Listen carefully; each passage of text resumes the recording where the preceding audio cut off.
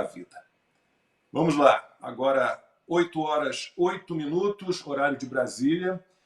A gente continua aqui com a seleção de declarações do Flávio Dino. Eu vou contar um bastidor para vocês. A gente fica aqui no WhatsApp, no nosso grupo de pauta, e a cada momento em que a gente vai, né, relembrando esses absurdos todos que o Flávio Dino consegue produzir, alguém vai lembrando, tem aquilo que ele disse, tem aquilo que ele falou. Então, daqui a pouco a gente vai mostrando mais e mais e mais, né? Mas agora a gente tem uma entrevista que ele concedeu em setembro à Globo News, e o Dino negou que tivesse interesse em ser indicado para o Supremo.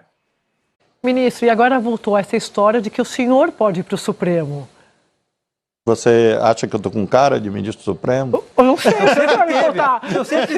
O senhor que conversa com o presidente Lula toda hora, o que o presidente Lula falou? Que o senhor é o próximo ministro do Supremo? Ele sempre teve cara de ministro Supremo, não é agora não. Sempre teve cara de ministro Supremo. Forte, né?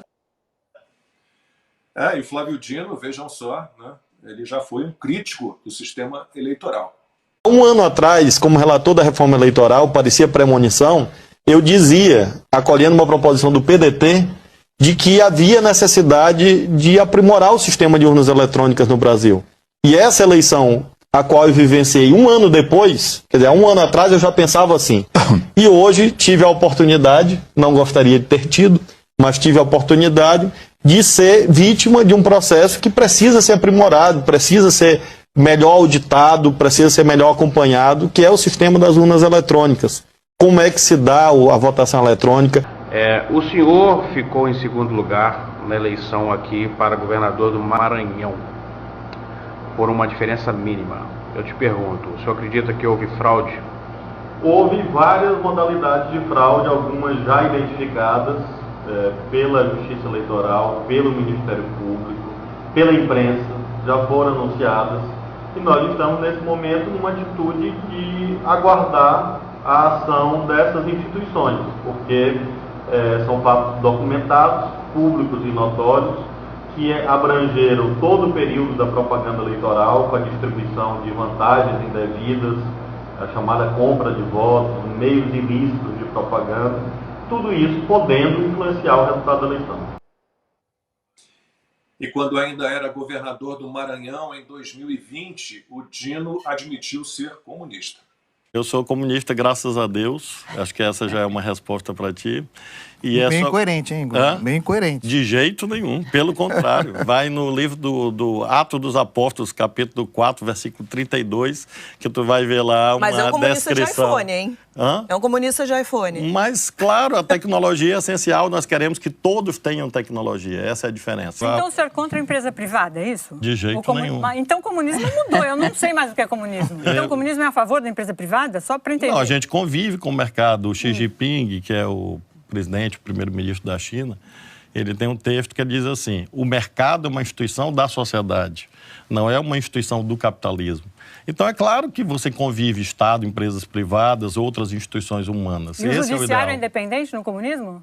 Deve ser independente. Aliás, não tem sido... Na China ele não tem sido independente aqui no Brasil. É que ele não tem sido independente. Mas o governador... Agora, na China, eu não sei. Eu realmente não conheço. E como governador, o comunista Flávio Dino não conseguiu, como tinha prometido, aliás, tirar o Maranhão da pobreza. No dia 1º de janeiro de 2015, lá da sacada do Palácio dos Leões, o senhor proclamou a República do Maranhão. Disse que o Maranhão tinha pressa e que os maranhenses não podiam mais esperar. E se comprometeu que, ao final do seu governo, nenhum dos municípios maranhenses estaria no rol dos municípios mais pobres do Brasil. Como explicar que o senhor tenha falhado exatamente nesta proposta, que foi aquela que mais despertou esperança nos maranhenses, candidato? Bom, em primeiro lugar, eu não prometi esse absurdo, porque seria, obviamente, algo inviável, algo inalcançável. Nós estamos instituindo hoje o plano Mais IDH, e por intermédio desse plano, nós vamos adotar ações nas 30 cidades que têm o pior IDH do Maranhão, do Brasil, porque o que nós queremos é que ao fim do governo não tenha nenhuma cidade maranhense no rol das 100 piores do Brasil. O senhor novamente elenca 65 propostas e o combate à pobreza extrema está entre essas propostas. Por que desta vez o eleitor deve confiar que o senhor vai realmente cumprir essa promessa? Quanto àquela promessa que o senhor teria se comprometido de que ao final do seu mandato nenhum município estaria incluído no rol dos municípios mais pobres do Brasil, está no seu discurso na internet? Não está. Desses termos eu garanto que não está, porque eu não poderia dizer que eu ia fazer milagre, eu não sou Deus. Bom, daqui a pouquinho tem mais. Antes, vamos para mais uma rodada aqui de conversa. Consta alguém que cita Xi Jinping e de forma positiva, sem falar no que ele disse sobre a Bíblia, né? Numa interpretação equivocada, totalmente equivocada. Eu puxei, eu posso jogar essa passagem que ele disse? Mas a teologia da libertação pensa como ele, né? Vai lá. Os Atos dos Apóstolos, né? O capítulo 4, versículo 32, eu acabei de puxar, porque eu falei, deixa eu ler isso aqui, porque não é possível. E diz o seguinte: da multidão dos que creram, uma era a mente e o coração. Ninguém considerava unicamente sua coisa alguma que possuísse, mas compartilhavam tudo o que tinham. Daí ele disse que isso agora é comunismo. Daí ele conclui que o Estado tem que fazer a tal justiça social, tirando de uns e dando para outros. Não, só para fazer uma menção, o Consta tinha feito lá um comentário sobre o Lula antes, né? Que o Lula deixou claro, né? Se você se educar, você não vota mais no PT. E o objetivo de todo o país é um povo mais bem educado. Como é que o Dino diz, como governador, que seria inviável tirar cidades do mais baixo IDH do país? Veja que é tão ruim o argumento dele, além de ele ser confrontado com a verdade dele, né? Ele, obviamente, perde essa discussão. Aí ele diz que é inviável. Como assim? Isso é função do Estado, de um governador. Ele não tem competência para tirar. Bom, como ele não teve competência para ser um ministro de Segurança Pública e de Justiça, é dos piores que nós vimos. Desculpa, Consta, é só para pegar o seu gancho de anteriormente com o que a Ana disse. Nada faz sentido. E rapidamente, em relação ao que ele falou sobre a Bíblia e outras bobagens que se falam sobre a Bíblia, eu recomendo que as pessoas acompanhem o canal do padre Paulo Ricardo no YouTube, porque ele destrói essas conversinhas todas. Vai lá, Costa. Não, os argumentos são todos pertinentes, aí as lembranças são importantes para o que eu queria dizer, né? Essa coisa de comunismo pela Bíblia ou pelo cristianismo é uma balela tão grande, né? A César o que é de César, Jesus não veio tirar nada dos outros à força para distribuir, e esse papinho de que o comunista não quer abrir mão do iPhone, ele quer que todos tenham um iPhone, é uma balela também, né? Quem está permitindo que todo mundo tenha acesso a smartphone, tecnologia, tudo, é o capitalismo de livre mercado. Nada disso está vindo de Cuba, ou da Nicarágua, ou da Venezuela, está vindo dos Estados Unidos, né? Da Apple. Então é um negócio tão boboca, né? Mas vamos lá, o que nós vimos em algumas sequências aí é um mitomaníaco. Esse sujeito é um mitomaníaco. Ele é um mentiroso compulsivo. Ele adota o discurso de acordo com aquilo que interessa no momento.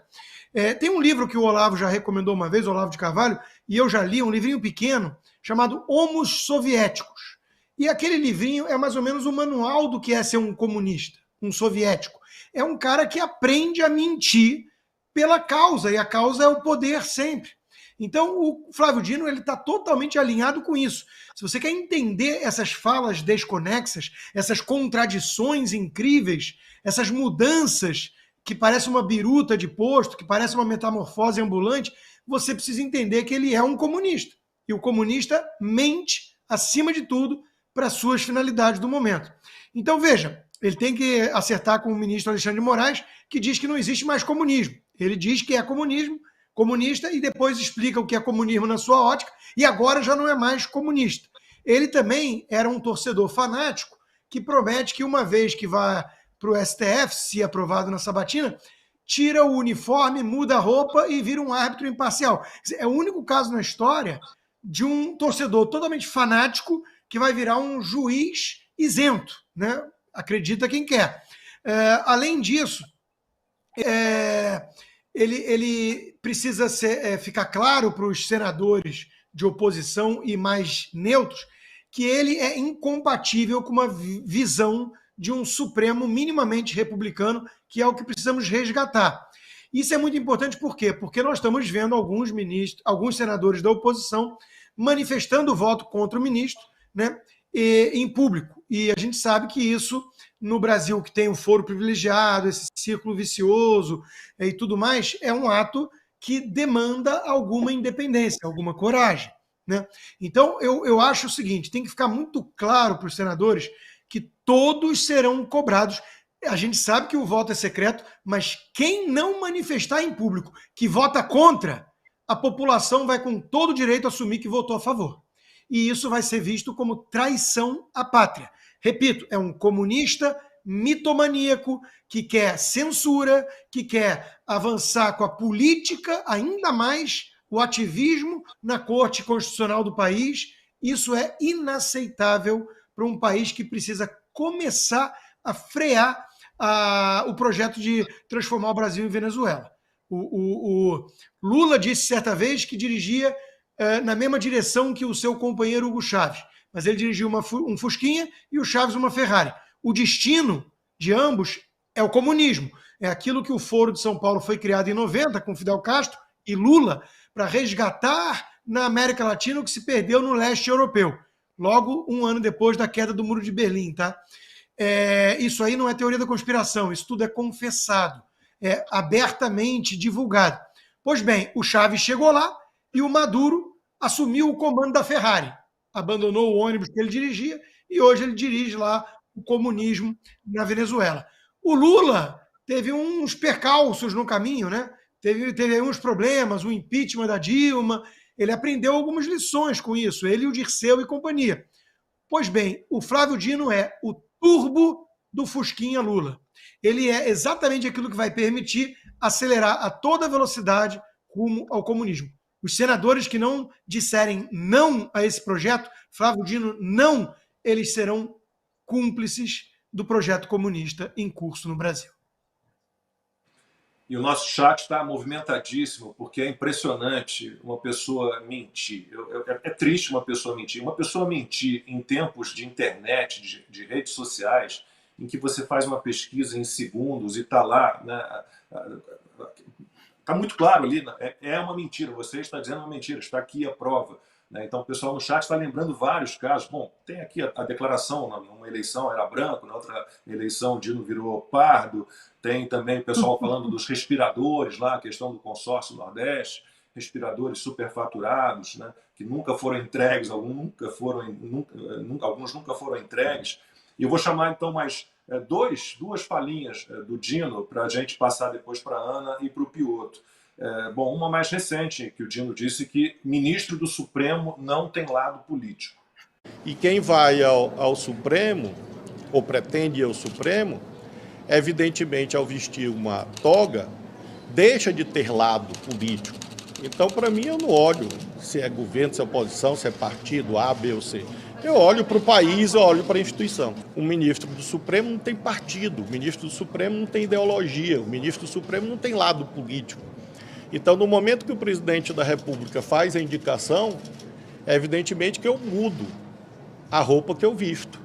E essa roupa hoje é, em busca desse apoio do Senado, a roupa que, se eu mereço essa aprovação, é a roupa que eu vestirei sempre, que independe de governo ou oposição. Bom, estão aí Barroso, Moraes, Gilmar Mendes, Dias Toffoli, que provam que Flávio Dino está mentindo também em relação a isso, né? E ele cobrou já uma narrativa comum sobre o passado. Se nós não compartilhamos uma narrativa comum quanto ao passado e não compartilhamos um projeto comum quanto ao futuro, não existe nação. Existe um conceito jurídico, Estado, mas nação, que é um conceito que depende dos laços interpessoais, não consegue se afirmar. O ano é muito 1984, né? Vamos reescrever a história, vamos, né, apagar algumas coisas, inventar uma nova linguagem, e todos têm que querer a mesma coisa, brigar pela mesma coisa, né? O mesmo tipo de sistema governamental. Isso que ele acabou de dizer, né? Projeto comum e narrativa comum. Tem coisa mais comunista do que isso? Basta uma espiada rápida por cima, pelas páginas de qualquer regime totalitário que foi sustentado nos pilares comunistas, que é exatamente isso: uma narrativa comum, um projeto comum, uma imprensa só, um só tom, uma polícia só, um partido só. Não tem nada mais comunista e totalitário do que um projeto comum e uma narrativa comum. E ele agora que fala, né, sobre não, que eu serei apolítico, nós estamos falando de um soldado comunista, de um projeto nefasto de poder, como consta muito bem trouxe, nos anos 90, o Foro de São Paulo, tentou resgatar o que o leste europeu perdeu depois da queda do Muro de Berlim em 89, e ele que passou 4 anos, os últimos 4 anos, chamando seus opositores de fascistas, de nazistas, de golpistas, desde o 8 de janeiro chamando opositores de terroristas. Agora a bondade vai descer do céu sobre Flávio Dino. Ninguém mais é fascista, ninguém mais é comunista, terrorista, golpista. O que é, na verdade, a narrativa comum do comunista, a demonização e a desumanização dos opositores políticos. Isso está em absolutamente qualquer manual, de Stalin, a Hitler, a Mao, qualquer um, a Fidel, é sempre isso. Né? A narrativa comum, o projeto comum e a desumanização do opositor, porque a partir do momento que você desumaniza o opositor, vale tudo para salvar a democracia, até matar a democracia, até sufocar a Constituição, até formar a sua própria SS, a sua Gestapo. Não, mas temos um propósito, que é o bem comum, o projeto comum. Então, para isso, nós precisamos derrubar o novo Hitler. Olha, desses vídeos todos que nós mostramos, eu só queria mencionar o das urnas, né? Não poderia deixar de mencionar, porque o que aconteceu com o tal flagrante perpétuo do Alexandre de Moraes e do Supremo Tribunal Federal? Porque ele duvida claramente do nosso sistema eleitoral, das urnas eletrônicas, né? Curiosamente, ele menciona o PDT, né? E foi exatamente uma ação do PDT que tornou o presidente Bolsonaro inelegível no TSE. E é isso, eles odeiam o que nós estamos fazendo aqui. Eu faço questão de ler, Lacombe, o Anderson Pinheiro no chat que disse: e é por isso que eles odeiam as redes sociais. Ela puxa pela memória. Depois a Regina Abreu disse: por isso a maioria dos políticos odeiam as redes sociais. A internet é maravilhosa, entrega tudo. Então, olha, está tudo aí, né? Para o Senado, para a sabatina. O Senado tem uma oportunidade histórica de mostrar que, se passar um comunista para o Supremo Tribunal Federal, é um comunista que quer um projeto comum, uma narrativa comum, e dentro desse contexto, com certeza, ele emplacará também o desrespeito à Constituição, que é comum aos regimes totalitários. Constantino aqui no grupo acabou de lembrar do caso da Polícia Federal, que defende a causa do Lula. Vamos ver se a produção consegue achar essa fala também do Dino, sem pé nem cabeça. E tem também a visita dele, né, ao Complexo da Maré, no Rio de Janeiro, sem polícia, com pouquíssimo segurança.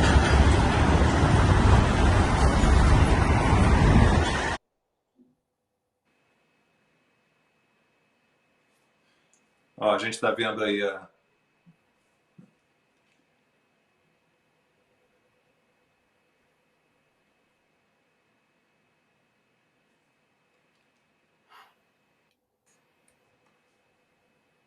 Ó, a gente está vendo as imagens então do Flávio Dino chegando em 2 caminhonetes ao complexo da Maré, que fica ali na beirinha da Avenida Brasil, no Rio de Janeiro. Conheço bem, porque já entrei em várias favelas do complexo da Maré, a Vila João, Parque União, Nova Holanda. Eu tenho uma larga experiência como repórter acompanhando pautas de segurança pública. Já contei isso aqui no 4x4, Piotr. Todas as vezes em que eu entrei em favelas e não foi acompanhando uma operação policial, porque isso aconteceu muitas vezes, né? E era uma situação muito perigosa, numa época que a gente não usava nem colete à prova de bala, não existia isso, capacete, nada. A gente ia acompanhando a operação e ai de nós se não fôssemos. Até a polícia está aí, acompanha. Mas o que fica muito claro, todas as vezes em que eu entrei em favelas e que não foi acompanhando uma operação policial para fazer alguma reportagem, uma obra social, alguma coisa, algo ligado ali ao dia a dia dos moradores da favela, na maior parte pessoas de bem, todas as vezes a produção da emissora, no caso a TV Globo, na qual eu trabalhei 25 anos, ela era obrigada a submeter a uma situação horrível, que era avisar aos chefes do tráfico. Havia uma comunicação e dizia, olha, vai entrar uma equipe da Rede Globo aqui, no tal dia, tal hora, vai fazer isso. Então, o que é um absurdo completo é você saber que os traficantes daquela região ali, não estou acusando aqui o Dino de ter ligação com o traficante, mas um ministro de Estado se submeteu a esta situação, né? Ele aceitou que uma área dominada por tráfico, ele precisava entrar ali para conversar com uma ONG. Então, a gente sabe que os traficantes foram avisados. Olha, o ministro vai vir aí. E foi dessa maneira que a gente viu. Lacombe, ministro de Estado não, ministro de Segurança Pública. De Segurança Pública e Justiça.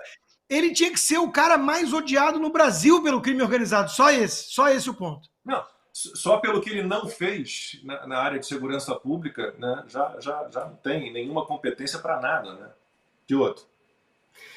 Essa cena de entrar lá no Complexo da Maré, eu vou contar uma história rápida. Uma vez eu fui convidado para um evento, acho que foi em 2005, foi num espaço Criança Esperança, era um evento da Organização Internacional do Trabalho, era uma parceria com a BBC, eu trabalhava na CBN na época, e me pediram para participar também do evento. Bom, para você ter uma ideia, eu falei, olha, eu tenho uma aula de manhã, o evento era só o meio-dia, eu tenho uma aula de manhã às 8, eu posso pegar o avião às 10, que dava tempo, era muito próximo ali, né? Tinha acho que um voo às 10h30, eu saio do aeroporto e vou direto. O sujeito falou assim, não, você não entendeu, você não pode subir. Não, eu pego, eu nunca tinha subido um morro no Rio de Janeiro, então, aí, bom, para se ter uma ideia, não, claro, eu não pude fazer isso, não fui à aula, fui mais cedo, cheguei numa concentração ali no Leblon, e de lá fomos todos em van. E eu estava com uma gravata vermelha, por acaso, né? Um repórter da BBC também estava, e o sujeito chegou para mim e falou assim, você fala inglês? Eu falei, você pode me ajudar a pedir para o sujeito tirar a gravata vermelha dele? Eu falei assim, posso, mas eu primeiro preciso entender por que eu preciso tirar a minha. Ele falou, não, porque lá quem manda é o comando, é o terceiro comando, e nada do que é vermelho pode estar lá. Falei, uau! E outra, para subir, a gente foi vistoriado por membros do tráfico em pelo menos 4 ou 5 na subida. Com todo respeito às pessoas que moram lá, e você tem toda a razão, Lacombe, a maior parte é de pessoas de bem que estão morando lá por uma série de situações, de problema de moradia histórico no Brasil, mas quando eu vejo, por exemplo, os meus coleguinhas de cinema, o sujeito mora no morro e consegue ver a Baía da Guanabara, ou consegue ver o mar. Todo lugar que eu acho que o bombeiro não pode chegar rápido, para mim é ruim para morar. É uma questão de análise simples. Quem te salva numa emergência é o bombeiro. E lá, quando você subiu, eram várias vans assim, acho que se não me engano 7 ou 8, subindo, ninguém podia descer. E na hora que estávamos descendo, também ninguém conseguia subir. Eu fico imaginando se alguém tivesse uma emergência. Não, o bombeiro não ia subir, até porque também tinha a questão do tráfico. Acho que era governo Garotinho, se não me engano, 2005.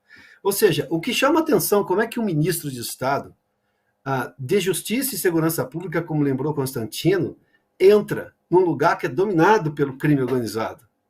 É o último lugar que ele poderia entrar, se ele estivesse fazendo um trabalho de confronto afrontando o crime organizado, combatendo o crime organizado no país, porque daí é natural que você veria uma reação do outro lado. A polícia só sobe o morro quando está organizada para aquilo, com todas as técnicas e autoproteção que as forças policiais têm. Eu, como repórter, quando ia em lugares perigosos, a gente era orientado, vai com a polícia, mas a polícia chegava lá, não é só a polícia, é a polícia com as suas técnicas de entrar lá. Quando era, por exemplo, que tinha crime num determinado lugar, me lembro aqui em São Paulo, inclusive, na periferia, de lugares que eram muito perigosos à época. Ou seja, é uma afronta à lógica e à verdade. É surreal um negócio desse, porque uma coisa não combina com a outra. E não dá para ele dizer que eu sou, o que ele disse? Que ele é um herói da Marvel, né? Não, bobagem. Mas ele fala, né? Ele é verborrágico. Veja só outra bobagem que ele disse. Ele já disse a bobagem do Justice, que a Ana Paula derrubou lá atrás ainda. Ele disse a outra bobagem sobre a questão das armas, que há a liberdade de expressão em relação às crianças. Bom, ele ignora o princípio da proporcionalidade que qualquer estudante de direito do primeiro ano aprende. Bom, ele tem má informação, ele fala. Agora ele disse que uma nação só existe se as pessoas estiverem com relações interpessoais. Primeiro que eu não entendi exatamente o que ele quer dizer com isso. Ou sim, entendi. Todo mundo seguindo a mesma cartilha. Mas em nações democráticas, porque uma nação pode ser assim, pode ser uma nação não democrática. A Organização das Nações Unidas tem lá a Rússia, que por acaso faz parte do Conselho de Segurança. É uma nação, não é democrática. Tem a China, que é uma ditadura, está no Conselho de Segurança também.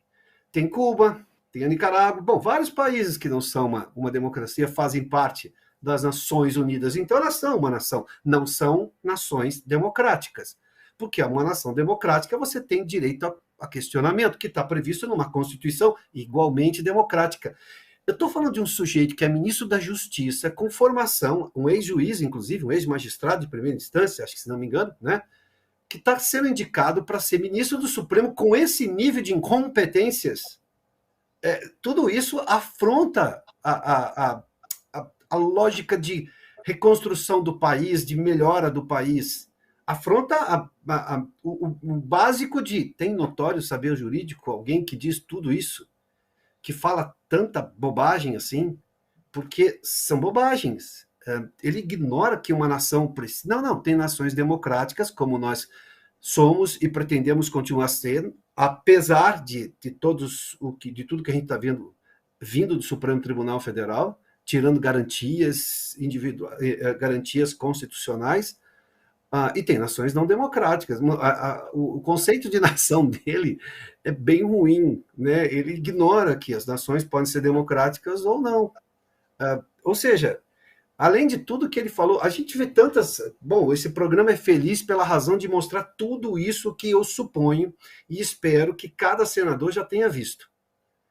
E que é impossível, olhando só para um princípio básico de compreensão de texto e de compreensão de país, duas coisas que os senadores da República, imagino, tenham, você levar um sujeito desse ao Supremo Tribunal Federal. Não que os que estejam lá, ou que a que tenha saído, que saiu recentemente, melhor dizendo, sejam exemplos de conduta. Não, estão sendo criticados porque não são. Estão sendo criticados no que eles deveriam fazer e não fazem, que é guardar a Constituição, é respeitar o texto constitucional, inventando aí teses do neoconstitucionalismo, aplicando, que é uma tese lá, acho que de 1950, do século passado, mais ou menos por aí. Mas o Dino erra em coisas assim básicas. Ele tem uma administração no Maranhão questionada, conforme a gente viu, ruim. Ele tem uma administração ruim em segurança pública e na justiça. Ele tem um perfil institucional afrontador às instituições brasileiras e ao Congresso Nacional. A única coisa que ele tem é ser amigo do presidente, que disse lá na campanha que não indicaria presidente, mas amigo ao Supremo, mas que também já desfez essa promessa na indicação do advogado próprio, que é próximo dele, sim, o Zanin. Mas o Zanin me parece que pelo menos conhecia essas coisas. O Dino não. O Dino comete erros, mas coisas básicas até de interpretação de texto e até de significado das palavras, né?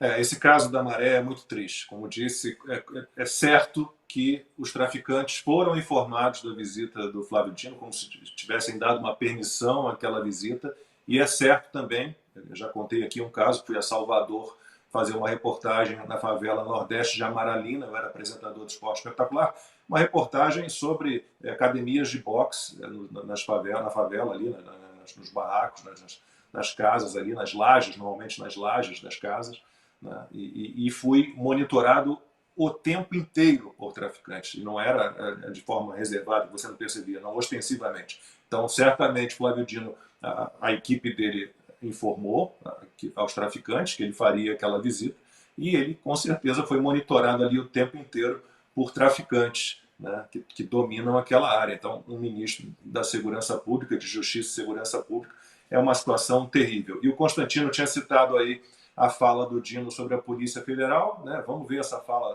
do Dino sobre o que é a Polícia Federal na cabeça dele. E o presidente da República sempre dirige a mim, ao Andrei, diretrizes muito claras em torno da impessoalidade, do profissionalismo, do respeito às pessoas. E eu quero garantir ao senhor, presidente Lula, que essa Polícia Federal, hoje, toda ela, está a serviço de uma única causa, que é a sua causa, a causa do Brasil. Nós abolimos tentações satânicas de espetacularizações, de abusos, de forças-tarefa ilegais. Tudo isso ficou no passado. Esse é o estado policial que temos. Não faz o menor sentido. Ou a causa é do Lula, ou a causa é do Brasil. Nenhuma causa do Lula é a causa do Brasil. Não tem como.